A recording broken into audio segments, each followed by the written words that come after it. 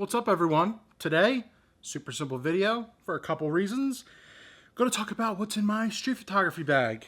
These are a little overplayed, obviously, usually because of lack of creative thought, but also I think it's fun. We're in a tough time right now, and I do like talking and hearing about gear and what people bring out, and not necessarily shoving product down someone's throat, but I don't know. I like to hear what's in someone's bag, and I changed a lot from what I had over the past couple years, and it all fits in this Peak Design messenger bag. And also, this gives me a chance to kind of mess with, hold on, it's a little overexposed, a new light that I'm trying out too compared to the Kinoflow bulbs that I had. I'm using the Pixie C100, which is essentially an aperture 120D, pretty much clone. It's phenomenal, and I'm just trying to see if I like it a bit more. So let's mix that with a little bit of what's in my street bag. And I'd love to hear what's in yours as well, or just some of your key ones. But yeah. So I choose this Peak Design bag, and I think this is the 15-inch one, just because it's very comfortable. I love messenger style shoulder bags for something like this. It's not a backpack, which you got to, take off and, undo everything. So it's just easy. It's something here. You just, pick up the clasp and you got what you need right here, and you're good to go. But if I'm doing street photography, I obviously have one of the most important things with me. And of course, it would be your water bottle.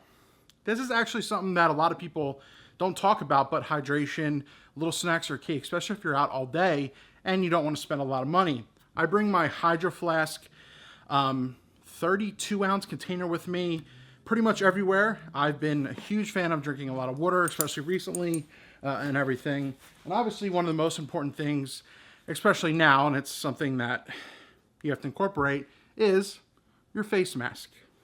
Very, very key, but something new to the arsenal. But with the obvious aside, you got to talk about the camera pretty much right out the gate. And that's what I have with me is the Fuji X100V. And I have this on a Hyperion neck strap. Very, very good, reliable, comfortable. And here we go. We have the X100V right here. And as you see, on default, I have a converter lens on this. And I have the teleconverter version 2 on this. And that's because I like a little bit more of a telephoto when I'm doing more street and candid stuff. I just like the reach and I like the access.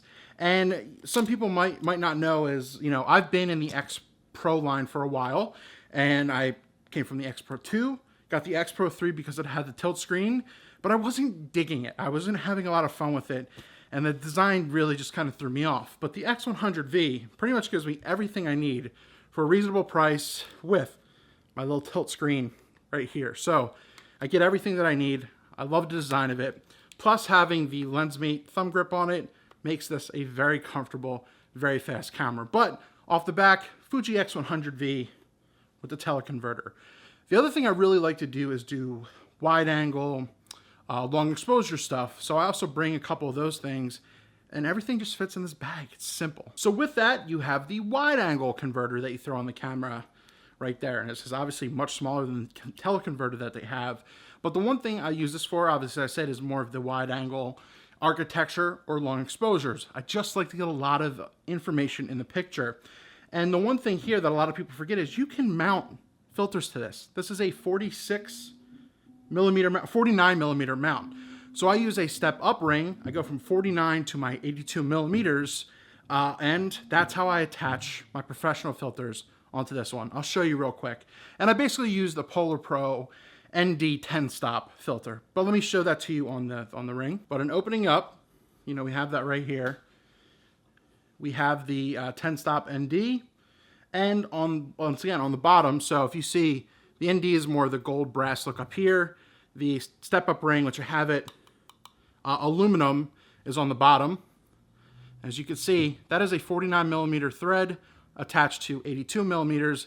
It just screws right onto the wide angle, and I'm able to use this exactly for what I need. So you can use filters on the converters. Another thing you can't forget for long exposures is the proper remote. And that would be the Fujifilm RR100 when you're looking to buy the X100V. It's got the plug for it, you need for the side.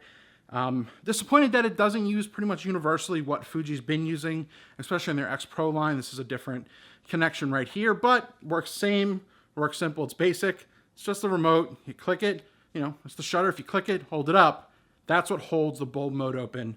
And then you release, you got your long exposure. So always have one of these with me when I'm out, just in case. And needing to do those long exposures, you need something to mount it on.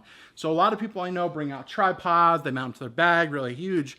I actually just find small little areas to prop up my camera for the most part in them. And I basically use the Manfrotto Pixie tripod. This little guy right here, very versatile, holds the X100 very well, even with the teleconverter on it or the wide angle converter. And yeah, just something easy, simple. You can adjust the head, and it's extremely affordable for what it is. But this little guy right here just gives you a little bit of extra versatility. Last but not least, it's a little odds and ends, nothing extremely crazy. I'm not gonna talk about pens or anything, but I bring the Think Tank Pixel Pocket Rocket, or whatever it's called. I may have just thrown in a couple words there, but extra SD cards or if something goes wrong, etc. Because I like shooting RAW and JPEG on the X100V. I love RAW for having RAW, and I love shooting classic negative in regards to the JPEG. So I have that there for more versatility, or if I fill a card, which is very, very hard. The next thing you have that is hot in my studio right now, the rocket blower. It blows around dust into the lens. Then you always need kind of a lens cloth. I have my MK BHD, Marquez Brownlee lens cloth there, just because, why not? And lastly but not leastly, the Think Tank battery holder. I usually have 2 Canon M50 batteries and the one Fuji battery in the camera, and then an extra one in here. And you can fit them all in there. You know where they're at. It's organized. And that's pretty much it. Obviously, I bring my phone, but that's what I got as my setup inside the Peak Design, what is it? The Everyday Messenger 15. The Fuji X100V, street photography, candid, whatever setup. And why not? It's just something fun, something different. And I'm very, very happy about the minimalistic setup that I have now compared to before with like 4 or 5 different lenses and everything. Having the converters, even though they are overpriced by about $100 and some dollars, they allow for that expanded capability if you didn't want the 35mm lens that's built onto the X100V. So tell me down below, what's some cool stuff in your bag? Let me know.